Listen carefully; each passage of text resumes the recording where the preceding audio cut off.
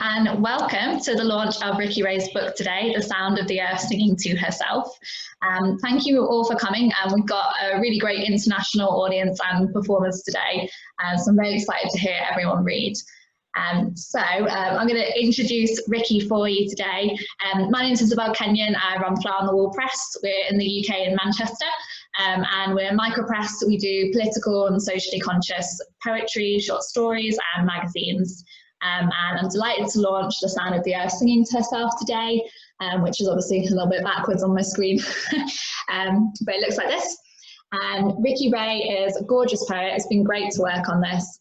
And it's been doing really well. Readers have been loving it, and I hope you're going to really love hearing it spoken tonight. So Ricky Ray is a disabled poet, a critic and essayist, and the founding editor of Rascal, which is the journal of ecology, literature and art. He is the author of Frailty, Quiet, Grit and Glory, Broken Sleep Books to 2020, so soon to come, and The Sound of the Earth Singing to Herself. His awards include the Cormac McCarthy Prize, the Ron McFarland Poetry Prize, and the Liam Rector Fellowship. His work appears wildly and widely, including The American Scholar, Verse Daily, Diode Poetry Journal, and The Moth. And he was educated at Columbia University and the Bennington Writing Seminars, and can be found, in his words, but I'm sure it's much more graceful than this, hobbling along in the old green fields with his old brown dog, Addie. And so we're going to hear all about this book later from Ricky, but what I'd like to say is that this is sort of us singing to the earth tonight and singing about the beauty of the world. And this book very much entwines the beauty of the world and Ricky's love of life with also the physical pain that he shoulders daily. So while we're looking at nature, that's where Ricky finds his healing. And there's definitely a lot of feature of Addie in this, which is this gorgeous dog. So I'm looking forward to hearing that read later. But we have two amazing guest performers today who we're going to begin with. So first up, we have Devin Kelly, and Devin is a poet, essayist and high school teacher, and he lives in New York City. He's the author of Blood on Blood, which is with Unknown Press, and In This Quiet Church of Night, I Say Amen, and that was 2017 with Civil Coping Mechanisms Press. He's a winner of the Best of the Net Prize, and his work has appeared in The Guardian, Long Reads, Lit Hub, and more. And later I'll introduce our second performer, and that's Dylan Krieger. So Devin, when you are ready, we are all ears for your poetry. Thank you so much. It's so great to be here. I love Ricky's work, and I'm just honored to celebrate it. I'm gonna read a few poems. These Zoom readings I've never really adjusted to them, so bear with me. Just thank you for being here. I really appreciate it. This first one is a relatively new one. It's called A Sun Setting Through a Window, or 7 Layers of Paint. If you've said you were going to quit but didn't, if sometimes even the largest room feels cramped, if you leave the ones you love to be with the ones you don't, if you've built a house of fire, if you've left food in the microwave, if you forgot to fall asleep, if you woke to find a fly crawling the long crack between the wall and ceiling, if last year's clothes no longer fit, if it's not a question of size, if it's always something else, if you've spent an hour looking for what was in your pocket, if you've collapsed out of sheer annoyance with the self, if you've wanted to scream but knew only the neighbors would hear you, if you do not know their names, if you've cultivated a life of conscious avoidance, if you sometimes forget your mother's middle name, if you do not always get the job done, if desire is your best kept secret, if it's just one more cigarette out the window, if it's just one more, if your friends are getting married, if sometimes you want to reject the invitation, if you think about joy the way a child thinks about algebra, if you're just trying to figure it out, if it's just another day, if you're fine, if you don't know what to order, if it's another conversation, if you begin with, I'm sorry, I forgot, if your friends say, you worry too much, if you worry too much, if there's gum all over the sidewalk, if the sign that reads caution, paint drying is over 5 years old, if it seems everyone is throwing out their furniture in the rain, if you want to walk alone, if you don't want to walk alone, if you want to say something about this life, if you don't want to fight, if your pants are always stained, if all your plants are dying, if you have no idea why, if you forgot to give them names, if there's another life beyond this life, if there's even tomorrow, if you hold your breath, if you're holding it now. Thank you. I appreciate it. Thank you. I appreciate it. I'm going to read a couple more. This one's called Peter's Denial. I am a lapsed Catholic, but I carry it with me. And I love the story of Peter's denial. I think it's one of the more human elements in the Bible. And so I wrote this poem. Peter's Denial. It's been a long time since I've read the scriptures, but I remember once the Father stood in front of us to say, Christ is love. I was young then, but I remember how little I knew of love, though how it felt enough to wonder, aren't we all? I looked around and my own father held my hand and I thought, this must be love too. And that was good. I am older and sometimes the city feels huge and being huge feels so much less of love because I think love can be a tiny thing. It can fit in the smallest of places and then fill them up with love, like one window lit in a skyscraper on a night so dark it feels like it's floating there, a little bit suspended. I think that is love, to be suspended, like dust held in the light. I don't think the dust is love, and maybe not even the light, but the way both hold the hand of the other to keep the other from falling away. I think that is love. Sometimes I feel like I am falling. It is often when the world feels huge, like it often does, and my feelings feel too big for it, which they often never do, because I try to make my feelings feel small enough to pretend I don't need anyone to hold them. I put them in my pocket and walk up 5th from Central Park to the park on 120th. But when I sit, the park feels too small for me. And I remember sitting in another year, watching the kids play baseball, not having to cheer for any one or the other, just watching and being content with watching. But when I feel like I am falling, the park is not something I deserve, nor the bench, nor the block party on the corner where 3 musicians play jazz with a bassist who laughs at every quarter note. I feel too much for everything and want for everything to be alone. I would deny my father to be alone sometimes. I would deny the trees. I would deny the sky. I would deny the way, feigning sleep, you'd inch your body back to me. I never thought of how, when they kept asking Peter, do you know him? Do you know him? They were also asking, do you know love? Do you know love? When he says no, and then again, and then again, tell me you wouldn't hold him. Thank you. I'm gonna read 2 more. Is that okay? 2 more, is that cool? Cool, thanks. This is an older one. The next 2 are. This one's called If Memory is the Only Truth We Know. I have no interesting thing to say about it. It's just, this is it. If memory is the only truth we know. For years, I watched my father fill his loneliness with time. Yeah, it's another father poem, sorry. For years, I watched my father fill his loneliness with time. He slept little in a bed too big for him and woke early, driving me to school with eyes stitched against his waking. I'd get home before he did, sit in front of the television, rewind the same movies on the VCR.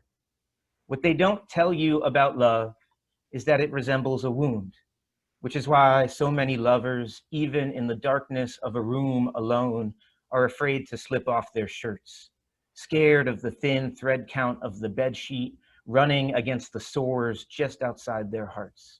My father taught me that. The way loneliness looks good on no one, and how it's love that splits the seams of an old sleep shirt until you can't sleep without the reminder of what sleep could be. When she left, I left everything in its place. The morning's coffee mug spent gathering rings, the water slowly evaporating from the bedside table's glass. I thought I could fill what absence left unfilled. But absence, even it, is made of something. The way a child is made of trauma. The way sometimes love, even at its best, feels like living in a house with no windows. I walked for a long time afterwards. I paused at every stoplight. I bought cigarettes and smoked them until I had to buy more. If memory is the only truth we know, then the present is just a shell waiting to be filled. If we acknowledged love as absence, we might spend a night running the soft edges of our fingers along the thin red of our wounds instead of trying to sew together what we can never cure. Some nights my father snuck into bed with me to trim my nails. He managed to do it noiseless, in the solitude of bodies and the dreams bodies have when bodies no longer live in this world. I think I know now why he did it this way and not in any other. Without tenderness, nothing changes. Over 10 years ago, I began a job at a cemetery. When I first met my coworker, he asked, "Do you have a girlfriend?" And when I said yes, he asked, "Do you slap her with it?"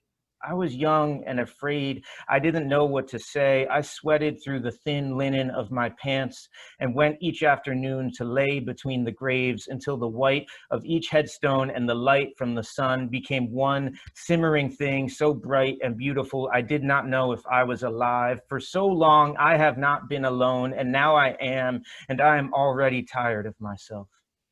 When I called my father to tell him it had ended, he lowered his voice to the kind of softness he must have reserved for the nights he took care of me the way they say angels do. When I hung up, I cried the long cry of being someone's son. For so long, I wanted a child, if only to mimic my father's kindness with my father watching, to look over at him, the child of his child in my arms, and say, "You did all right," so he might die happy and no longer alone. For so long, this seemed close. Now I sleep on a bedsheet made of fingernails with my own hand in my mouth. Thanks. That was a sad one. That just like tanked off at the end there. It's really plummeted. Sorry, I have to make myself laugh because when I normally do readings with people, it's my anxiety. I'm gonna do one more and then I'm gonna enjoy the rest of this without being anxious. I'm so excited to hear Dylan and Ricky. This last one's called The Day After, and it's another repetitive motion one. On the train this morning, I remove my heart and sit it next to me. On the train this morning, I put a hat on my heart in case he's cold. On the train this morning, people almost take my heart's seat until he beats his little beats and his new hat rustles like a bag caught in the wind. And the people look once at him and go somewhere else where they look at him once more. On the train this morning, I give my heart a book, but he doesn't know how to hold it. It stains, and I can tell my heart is sad, but has no words to apologize. On the train this morning, someone falls asleep. On the train this morning, someone's coffee pours itself all over their hands and they are too embarrassed to scream. On the train this morning, I am dying to look into everyone's eyes. I want to know if they are thinking of one single note being played on a piano. I want to know if they remember the sound of their mother's hands in their hair. I want to know if they kept a shirt unwashed because it was the shirt they were wearing under the bridge by the Potomac when, after the movie ended, she touched him lightly on the chest and they were both 14. On the train this morning, my heart's hat has fallen off. On the train this morning, my heart is scared of the dark. On the train this morning, my heart is the size of a fist. On the train this morning, someone picks up my heart and gives it back to me. On the train this morning, I don't know what to do. I am holding my heart in my hands, and there is a hole in me where my heart should be. If you look around, you'll notice most people are terrified. They take up 2 seats. They don't want to be touched. On the train this morning, everyone has once had a bad dream. Did you forget that? On the train this morning, everyone has wanted to be forgiven. Everyone has once woken up, heart in throat, has walked heart in hand, has said, deliver me, deliver me, deliver me. Most people confuse worship for being worshiped, confuse being around people for solitude, confuse certainty for knowing anything at all. There's a tree growing through a chalked crack on a sidewalk. For days, I have gone to sleep holding a pillow into infinity and imagining a life beyond the life beyond this one. Tell me nothing's beautiful and I will die. Oh, life, I miss you so much. You were right here once. Now there's everything else. Thank you.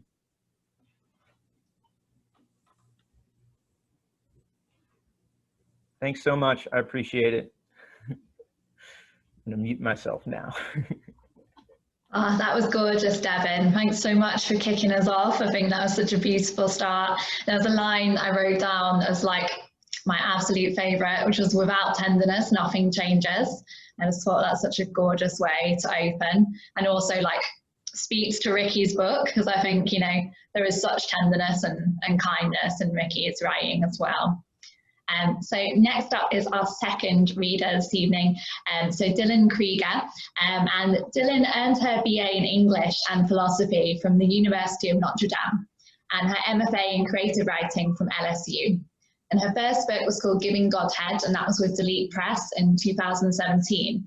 And it was dubbed the best collection of poetry to appear in English in 2017, which is pretty big by my standards, by the New York Times Book Review. And she's also the author of an upcoming book that you should look out for. It's called Soft Focus Slaughterhouse, and it will be with 1111 Press in spring next year. I'm sure Dylan will tell us when it's out, but yes, Dylan, when you're ready, very much looking forward to your writing. Hello all. Can everyone hear me? I'm hoping so. I just want to say thank you again for Ricky for inviting me. I'm really excited for this book, and I actually had the opportunity to write a blurb for it, which was a great experience, and to read it ahead of time. And part of the reason that I was so excited about writing that blurb was because I knew I was also putting out a book touching on my experience with chronic pain, which, you know, there are some similar themes. So I was excited to share some of this work. I actually got a few of the poems from Soft Focus Slaughterhouse published in 9 Mile magazine like 2 years ago. So I'm just going to read a few from there. And this will be out in April, I believe, from 1111 Press. Prognosis endless. Viruses and diamonds, a tale of never getting better, making a high-pressure home among coals in your spinal cord, growing old surrounded by all your fine feathers, yet refusing to molt, stripping to your skivvies, revolting, skin sack to skin sack, take your rape out in the rain and let it disintegrate. There's a saying for how to stay sane in this apocalypse, but I've forgotten it. I'm basically a potted plant at this point, and the singing really does work wonders. Outside a pharmacy in Floribama, I had you permanently pegged, an unremittent coastal quake, but unlike the fibromyalgia, allodynia, the song suspended, edge of my seat, watching the hoarfrost for where the perennials end, and my seasonal demons begin turning tail. Death Drive survives, and this is the titular poem. The daymare disrobes as follows. Cozy up to a headstone. This could take all year in the churchyard where no two bones are brothers.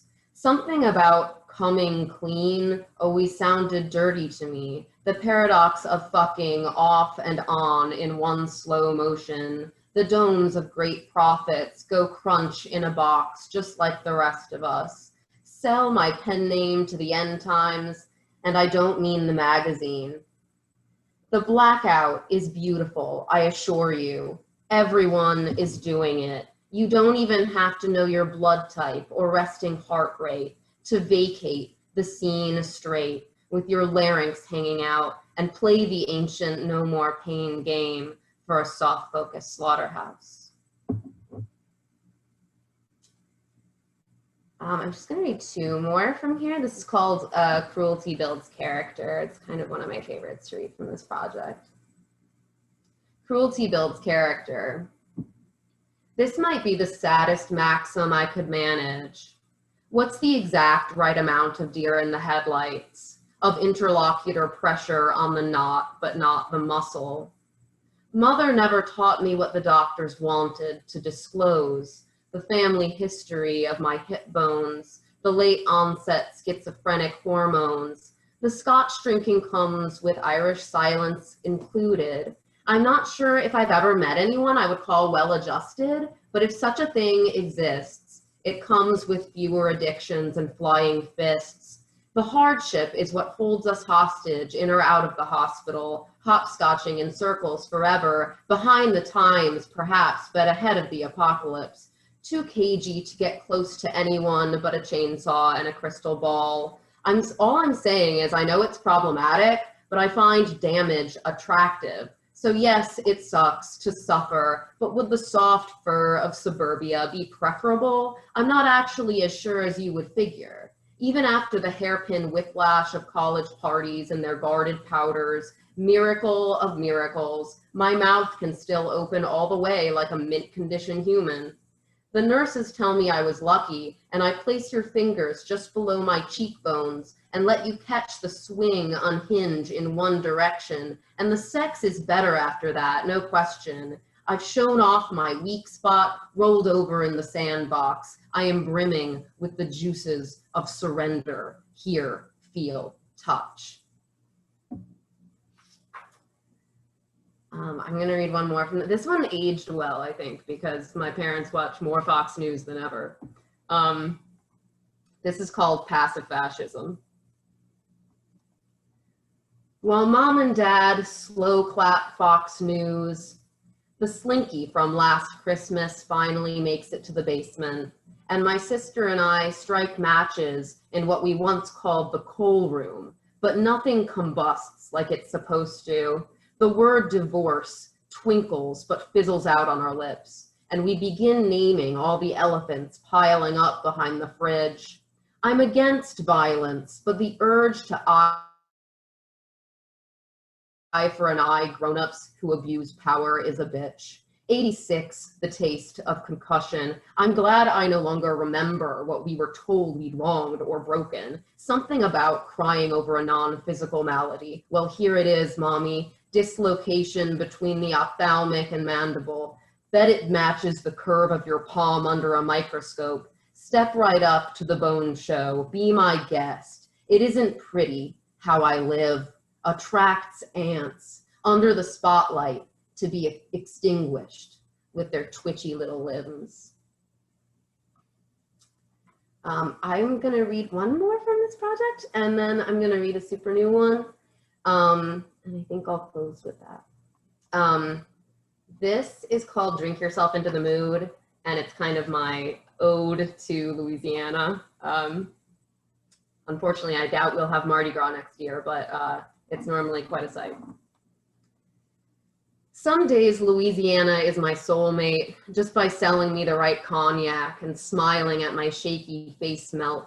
No judgment from the river or curbside buskers in the quarter. Every morning a hungover heron fishes toxic prey from the lake, like it's mocking me for drowning my neuralgia in a watered down to-go cup my libido needs to function. No offense to anyone's seduction game, my body is only able to accommodate one headstrong throb at a time, the suicidal or the sexy kind, pleasure survival or the death drive. But somehow when you choke me tight enough, my fright combines them, full-on phobia fetishists, and we laugh late into the night at the flimsiness of intracellular life, admire our respective viruses for shouldering the next extinction-triggered takeover. Maybe they never saw us coming, but we did. Over and over, the arm of the sofa, a poorly upholstered token of affection for happy hour drink specials and the bareback danger of your roommate getting home any minute. I'll miss that black bayou inside you, but by dawn, the awful birds returning will remind my jaw to jumpstart its hurting, and everything will trickle back to normal between the gulf and my outpouring of murky mass-produced daiquiris, between the secrecy of my disease and everyone I wish would touch me at the shoreline, deep in the duckweed where I can't scream. All right, I'm gonna do that. I love that on Zoom. Can I just say that I love that on Zoom readings, you cannot tell when someone's reading from their phone. So I'm just outing myself right now by saying I'm about to read from my phone. I love that you can't tell them, because I've gotten flack for that. Okay, so I'm just gonna read one more. This is an extremely new poem from a work in progress, in which every poem is called No One is Daddy. So No One is Daddy. Crawling back and crowing loud, the amniotic fluids never left us. Even the president, the Surgeon General, the World Health Organization, isn't daddy. We buy into the anarchic traffic hack of circling the roundabout without exit, insisting everyone else yield to our chaos eternally without question, tags cut from our clothes to make us untraceable, our faces neatly algorithmed under unironic gas masks. Our fear is not this apocalypse, but another, lurking, unimagined yet, unwritten by religion, undiagnosed by medicines, east and west. If we ever test negative, we'll lick each other like kittens. But for the moment, send me your best sex via satellite. Help me remember immovable boulders come from things molten. Hot, sticky magma. Creation could kill us. We don't doubt that it will. But first, we'll spin here against the largest swath of concrete in this city, with our teeth bared against the fallout, like it could come down any second now. And when it does, we will swallow every drop into oblivion where we belong. Thank you guys. I love reading for you guys, and please wait and watch Ricky. I can't wait to hear him. Okay, thanks guys. Thanks so much, Dylan. I wrote this line down and I wrote, I'm not sure I've met anyone well-adjusted. And I just thought, it made me think, have I met anyone well-adjusted? I think, you know, they've got everything together. Probably not. So I think that is a good thing for life. I love how sardonic, like pretty much all of it was. I really enjoyed that. Thank you. So now we have our wonderful headliner, Ricky Ray, this evening, and he's going to read a medley of poems from The Sound of the Earth Singing to Herself and some other collections, and maybe new work. I'm not sure. I know Ricky's been working on some new things recently as well. So looking forward to what you got, Ricky. Thank you, Isabel. I really appreciate all your support in publishing the book. You were a dream to work with, and thank you for holding a launch. This is actually the first launch I've ever had because my first book didn't have one. So it's a real pleasure for me to be here. And thank you, Dylan and Devin, for the blurbs, which kicked my ass. And, you know, I felt like I received way more than I asked for. And thank you guys for that. And thank you for reading. I do want to say a little bit about them, too. I mean, as you probably heard, you know, Devin, I feel like when you listen to his poems, you come away caring more or capable of caring more than you did before you went into that poem. And that's something I want more than anything when I go to poetry. So finding that is like finding gold. And Dylan is a force of nature. I think between 2017 and 2021, she's dropped a book a year at least. And to write a book, to get it accepted and published a year at a time is unthinkable for me. I don't know how you could be that productive. And there's so many styles and so much subject matter terrain that she's able to cover. It's amazing. All right, so I'm gonna read a bunch of poems today. Hopefully not bore you with my voice at the end. Some poems about dogs, some poems about childhood, some poems about disability, and then some poems about the earth. I'm going to start with a dog poem. Some of you may be familiar with my poems about Addie, who's my service dog, and I write about her all the time. But before Addie, there was a dog named Rascal, and I had a strange childhood. I grew up with a father who was a crackhead, and he was my sole guardian at the time. So, and he wasn't around much. So my dog Rascal became my default guardian in many ways, and it's from him that I learned how to be in the world. So I found it really hard to write about him for a long time, and then a couple of years ago I was finally able to write a poem about his death. So I'm going to open with that, and sorry if it's sad, but I'm really good at writing sad poems. The end of my brother. He couldn't walk, eat, and my father didn't tell me until after he put my brother to sleep. A kindness I never wanted, still don't. Take it back. There was a hole the size of a paw print in my chest, so I went outside to give my eyes something to do. I remember it was hard to cry, as though the news had blown out all moisture and made of my body Oklahoma. There was something about the sky, the way it bled, dimming over the horizon where my brother went to bark and never came back. Pass me a beer, I said to someone who wasn't there. I just want to hold it till all the cold is gone. And I wasn't talking about the can. Too warm, we call it, when the inner and outer match. Imagine Florida and 2 inches of fur.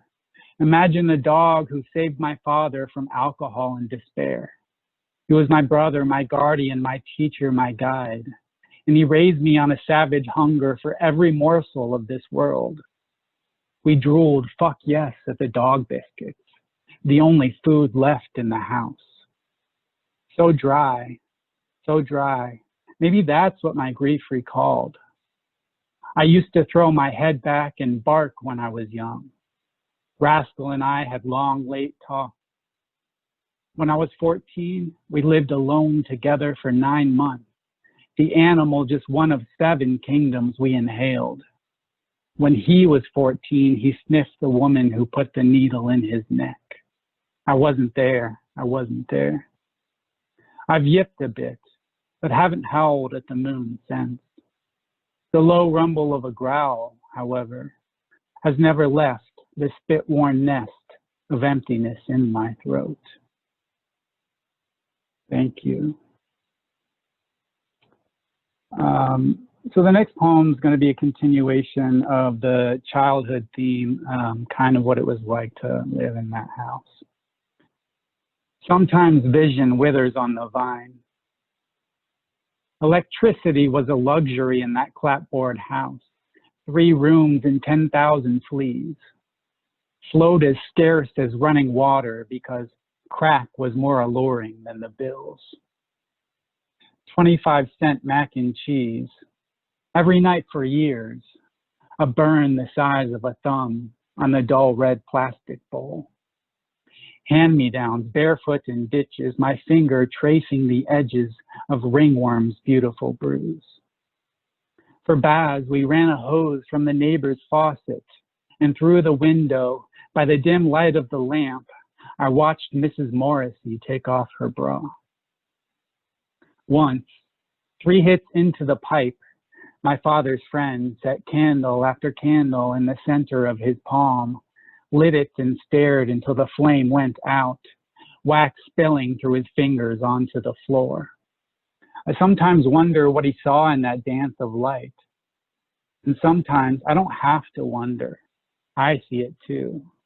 The shiny forehead, the hollow eyes, my mother's chin, my father's jaw, my lips moving soundlessly while the ghost of the living body makes his rounds, peering into each version of my future where nothing happens and the only thing left to do is turn out the light. Thank you. So I write a lot of sad poems because I'm good at it, and one likes to do things one does well. But I don't, for me, it doesn't lead to depression, and I hope it doesn't lead to depression in the audience. I feel like if we can If we can plumb our sadness in poems and get to the bottom of it, then we open the way towards appreciation and gratitude when we come out the other side. And that's really what I'm trying to get at when I do this.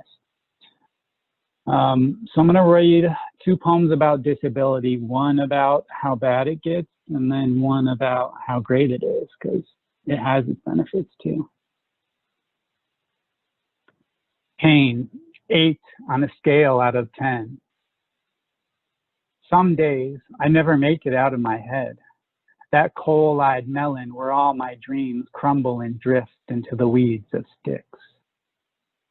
The impinged nerves crack their whips within my animal pelt and my tongue plays dead in my mouth, afraid of how much more it would hurt to cry out. But some cries cannot be stifled. Some hurts have to get worse before they get better. If they get better, if. Some nights, the sleeve of me seizes, and I hear in my writhing the devil's laugh. He's a son of a bitch, but I don't even have enough left in me to hate him. Let him have this. Let him gnaw me past care and bone. There's nothing here but hurt, and I don't want it. I want to close the eyes of my eyes, stuff the blown world in a sack, throw it over my shoulder and slip between 2 ticks of the pulse, leaving all the arguments of the flesh to cancel one another out. Thank you. So some days are that bleak, and we're able to capture them and come out the other side. And sometimes when you come out the other side, you're able to see, you know, what a gift we have in every breath, in every instance, every moment. So the next poem is a real short poem. It's entitled Disability, but you can't see this, but the DIS on disability is in parentheses because it's also an ability. Some days, my body is so beautiful. I can't believe I get to live here. That's it. So that's the other side. I mean, it gets that bad and it gets that good, and I'm glad I have it because I wouldn't be as grateful about life as I am if I didn't. I'm going to switch gears now and read a poem called Somewhere in Indiana. I couldn't even tell you what it's about. This is one of those poems where its meaning is its being. And I think a lot of people, probably pretty much everyone, says they're inspired by Devin Kelly, and I am too. I wrote a really long paper on her once. Maybe I'll publish it one day. And I feel her spirit hovering over this poem a lot. It's a long one, so bear with me. People see it on the page and say, I don't want to read that. But everyone has said they enjoyed it afterwards, so hopefully it's worth a trip. Somewhere in Indiana, about 20 clicks east of the Mississippi, rain fills a bucket with hope. But the bucket leaks, has been sitting so long with its rust whispering henna to dirt, the black dirt, that the farm it once belonged to has faded from memory, as have the forms of value that lead from seed to mouth, where generations of teeth crumble and fall out, where kids develop poorly, not for lack of something to eat, but for lack of nutrients in their food. And the land that used to be a farm, that used to be a cougar's valley, has changed hands many times. It has passed between people that never once dug their fingers into the earth's body, never once felt her cool shiver as they brought her soil into the light, never carried her with them indoors, never spent 5 minutes digging her out from under their nails. They've never known this pleasure. They call it labor and shudder at the thought, like a filthy deed, like a punishment to be avoided, oblivious to the dullness in their eyes and their speech, where the names for things recede into words like bird and tree and flower. They titter with self-pleasure at the dullness it takes bad sex and liquor to shine. But the bucket lives by another code. The bucket has stood still in the weeds for decades. It has become an elder to the malnourished children who come and kick it like a cheap headstone or a relic or a cup for extinct ogres. And when it rains, the hole in the bucket, so packed with leaves, it leaks slowly like the sun. The hole asks the earth to breathe up through the water, to softly sing, and she does. And for those who have the ears to hear it, her song fills the whole valley, and at dusk the deer poke their head through the woods. They follow the sound, stepping gingerly but surely, like hearts to hope, like children to promise. And if you saw it, the movement of their lips as they lowered their heads to drink, you might think they were whispering vespers to the bucket, or to the earth as she sings to them, some low lullaby of praise and deer song, like thank you, bucket, for being here, for taking a long time to depart. We count on you to wet our lips when the clouds fail to appear. They don't fill the sky like they used to. The sky bleeds with the barks of dogs and the shouts of men who loose their dogs upon us for fun. Men who wouldn't even know what to do with our bodies if we died, let alone how to bury us so we won't haunt them. And we will. We will fill them with a dread so subtle it feels like their own failure. But enough of them. We love you, bucket. And we think of you as we lose the dogs in the brush, as we approach you from across the valley, everything coated in thin white dust. And when we settle into our dens at night, we talk of you as one might talk of a cupped hand, fading slowly, the rest of the body long departed, a rusty bucket offering water, all that's left of a god. Thank you. Let me catch my breath for a second. All right, so I'd like to switch back over to the dog poems for a minute, and this time they're gonna feature Addie, my service dog right there. She's a chocolate lab and Irish setter mix, and she's my second lease on life. If Rascal raised me, then I think Addie saved me in many ways. So the first poem is mostly in her voice, and it's called When to Reveal, as told by an old brown dog. It could be so bad she could hardly walk. And still, in front of the vet, she's stoic like her papa. There's nothing wrong with me. Just give me a treat, please. I mean, another one. I mean, yeah, these treats and I have something to settle. Go ahead, you're billing us anyways. Tip over the whole jar. I don't need to be weighed. I don't need my temperature taken. I sure as hell don't need my blood drawn, imaging, or to go into the back room. I could pick this building out of 200 by a quick sniff at the stoop. It's not so bad. The elevator smells and there's urine everywhere. But those are the joys a long nose lives by. At home, though, I tell my papa, it hurts. I don't feel so well. Help me on the bed, please. It's midnight, but I can't hold it. This aging thing's a hell of a way to spend a dog's accumulated wisdom. Or maybe it's some trickster's prep course that all creatures flunk on the way to meeting their mama's maker. Everything won't be all right. Let's not lie. It never was. But another treat and more where that came from. A roll in the grass and a nap in the sun. And if I don't get up to eat the giant cookie of the moon, at least I'll be the breeze I love to drink. And my breath will drift to the edge of the world, where I'll keep on sniffing the stars, digging black holes, lifting my leg, and pissing on the god's old feet. Thank you. So that one's actually an older one from my first book, and now I'm going to read a newer one from my forthcoming book with Broken Sleep Books called Quiet Grit Glory, and that's coming out sometime in the future. I'm not sure right now. The publishers had some health setbacks, and if you want to do something nice for someone today, go out and order a Broken Sleep book. He's the best guy there is in poetry, the most supportive, the best community builder I've met, and he could really use the support. All right, this poem's called Redeeming the Invitation. So I lived in New York City for about 20 years before recently moving to Connecticut. It's a great place to live. I love New York. If you're a social being, it's even better. I'm not really that much. And looking at a brick wall as the view out your window for a couple decades is probably enough. So there was that. And then Addie said she wanted to get out of the city. So I bought her a house in Connecticut. And we live in the woods now, and this is a poem from our first year here. Redeeming the Invitations. So little snow, it felt like bouts of dandruff salting the ground this winter.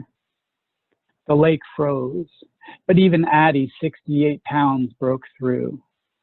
She sensed it happening, leaped from the cracking ice and landed on the bank, her tail carving the air.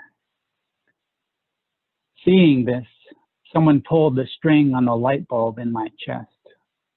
No wonder the ticks love her. No wonder I follow her lead and rub my face in the snow. Would be spontaneous, but I'm selecting the medium. I don't have the courage to rub my face in the dirt. Addie wakes me in the middle of the night and I get up, groggy but glad to take her out. I'll complain in the morning, but I'm storing these moments as presents for when she's gone.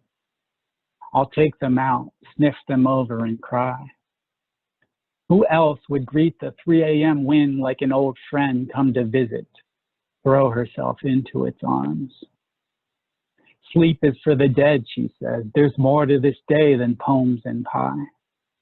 She's approaching 80 in dog years, but lives as if she's 35. I think it's partially for my benefit. She sees me in her rear view, unsteady at the wheel, and knows she still has a lot to teach me about aging, about ignoring it, about how to throw my body, even when it fails me, even when it hurts like hell, headlong into joy. Thank you. Addie is amazing. I could read poems about her all day, but I'm gonna switch gears again and read a poem called My Favorite Sweater. So this is one of them. You know, I could probably wear a sweater and a pair of jeans every day for the rest of my life, and that would be my uniform, and I would feel no need to wear anything else. But this poem is also about notions of ownership, and I think we've got a lot of them twisted. You know, we feel like we own things, we own our sweaters, our pieces of land, and things belong to us. But I think it's really the other way around, that we belong to the land, and that we belong to the other creatures, and that what we have belongs to them as much as it belongs to us, and we should share our things with them. So this is about that. My favorite sweater. The moths have come and gone again another season, left portals in my coats and sweaters. I hope they had a good meal, that the relics of sweat didn't cause them too much indigestion. They even supped on my favorite, a third-hand green the color of pine, thick as a blanket. The goat's right up against me as the cold tries to stick its hand into my chest. I hope they ate well enough to bear another generation without the hunger and suffering too many have known. Another hand would hunt them down and smack the light from their lamps. But today, as the Christmas sun makes its 5-minute visit through my north window, where the cut flowers gave up their color in a month I can't recall, today, I wish the moths no ill. I finger the holes they made in their service to hunger, and I say to myself, it's all down to pattern, a shifting pattern, a thread of wool raveling into a thread of moth. The moth's wings, the stitchwork of the hand that knits us all. The hand itself, a stitch along a seam my mind unravels, attempting to recall.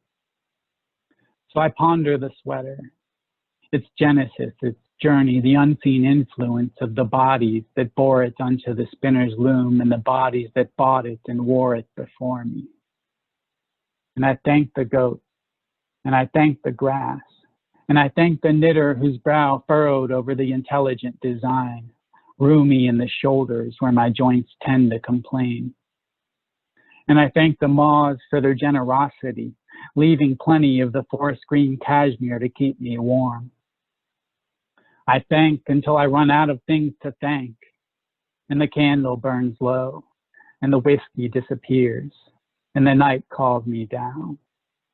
I take off the sweater and leave it, hanging, uncovered in the closet, quietly inviting the moths to come, to settle, to unhinge their mouths, and let the earth knit their soft bodies again. Thank you. All right, getting close to done. I'm gonna read 2 poems about the earth and then another really, really short one to end it off. So the title of the book is called The Sound of the Earth Singing to Herself. And one thing I'm getting at there is this sense in which we are the earth. And so, you know, we have our personal identities. We're human beings with persons and histories and memories and feelings and all of that. But I think that's only one layer of our identity. I think we're also humans in the general and the abstract. We're a species called humankind, and we're creatures, we're living creatures, and so we belong to all living creatures. We're the process of life, which life is a property of an ecosystem more than it is a property of an organism. Life as a process existed before us, and then we came into life rather than something that just happens within inside us and that goes away. And on top of all of that, we are the earth.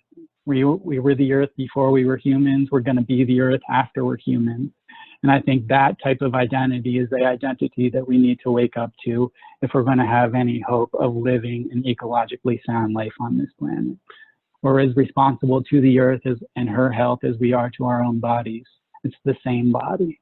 And so that's what I'm getting at in the title of the book, and that's what I'm getting at in my poems about the earth. This first one is also about drugs, which is an element of my work that I'm going to explore a lot in my next full-length collection. It'll be about disability dogs and drugs for the most part. All right. The little line of humankind. Any idiot can overdose or throw his life away or abstain, i.e. throw his life away. It takes talent to get high for years on end and still hold your shit together. A little bump, a little bag that could be laid out in a single line is made to last all week. Practice makes pleasure. There is no such thing as never.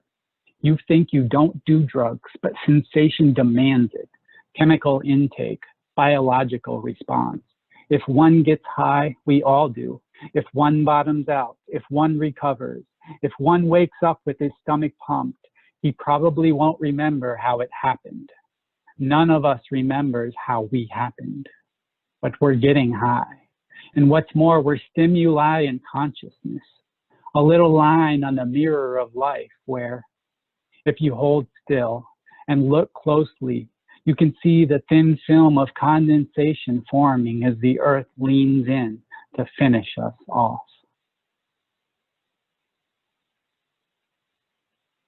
Thank you. Now I'm going to read the last poem in the book, and this poem is really getting into what it feels like for me to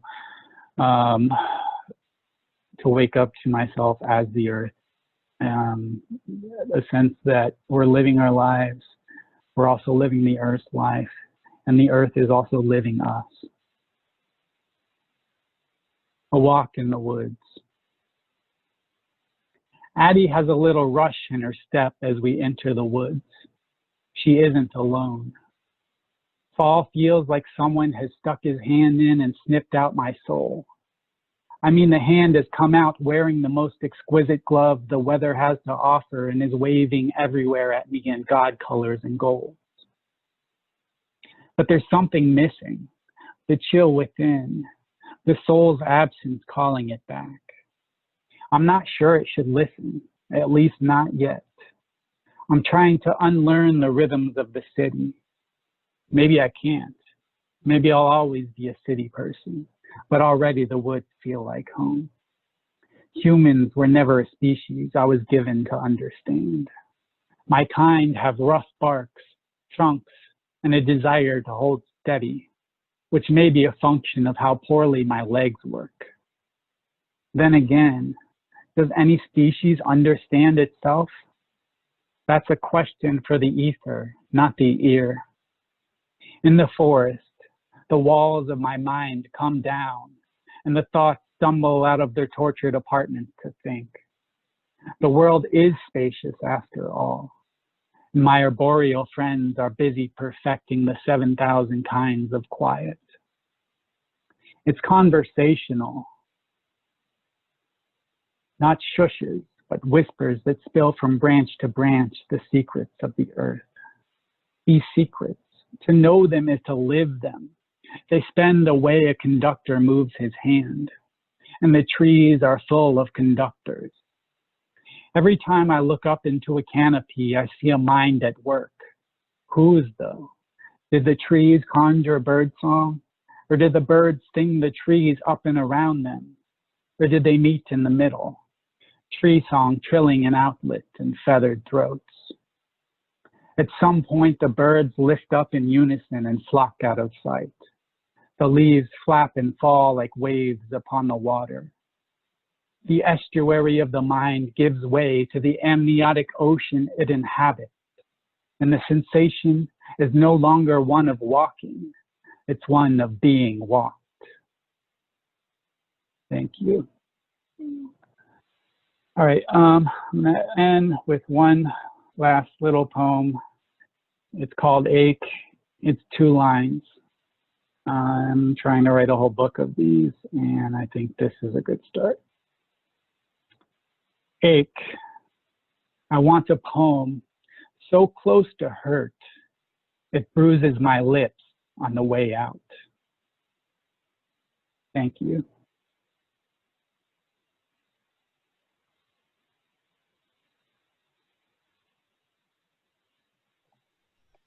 Thank you so much, Ricky. It's gorgeous. It's lovely to hear the poems spoken and brought to life, as well as reading them on the page. And great to hear the gems that aren't in the book that, you know, like some of them I've read, some of them I've not. And, you know, it's just lovely to hear them read out loud.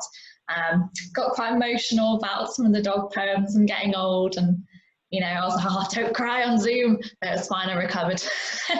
Thank you so much. That was beautiful. And you're getting so many lovely comments. You'll have to go back and read the Zoom chat to see what everyone thought, because I think everyone's found them really moving and profound, and lots of lovely lines have been singled out for you.